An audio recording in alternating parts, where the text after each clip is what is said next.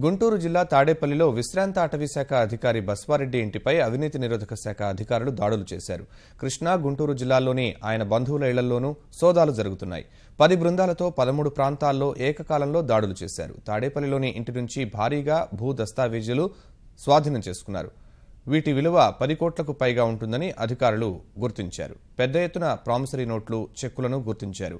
బసవరెడ్డి అనంతపురం, ప్రకాశం, కర్నూలు, ఖమ్మం, హైదరాబాద్లో భారీగా భూములు కొనుగోలు చేసినట్లు అధికారులు తెలిపారు.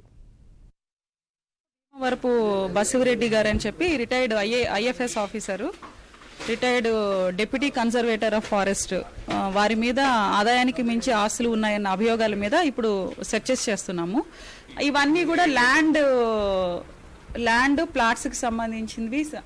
ఈయన అన్ని కూడా ముందు 40 ఎకరాలకి 20 ఎకరాలకి అట్లా అడ్వాన్స్ ఇస్తారు. ఇచ్చిన తర్వాత అది రిజిస్ట్రేషన్కి చేసుకునేదానికి పెండింగ్ పెట్టుకుంటున్నారు.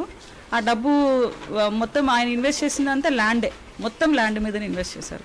నేను అన్ని సోర్స్ ఆఫ్ ఇన్కమ్తో కొనుక్కున్న గవర్నమెంట్కి ఏ ఇయర్ నా ప్రాపర్టీ రిటర్న్స్ పంపిస్తా ఉన్నా. ఎలా విత్ సోర్స్ ఆఫ్ ఇన్కమ్, ఎవరి దగ్గర కొన్నాను, ఎంత కొన్నాను, ఏ ఊర్లో ఎంత ల్యాండో లేకపోతే ఇంకేదన్నాను, అవన్నీ ఉన్నాయి. వెరిఫై చేస్తున్నారు. నాకు కొనుక్కునే సోర్స్ ఆఫ్ ఇన్కమ్ ఉంది. మా ప్రాపర్టీ బెంగళూరులో ఉంది. అమ్మితే నాకు బాగా డబ్బులు వస్తాయి. పెట్టి ఇక్కడ రిజిస్టర్ చేయించుకున్నామని అగ్రిమెంట్ చేశాను.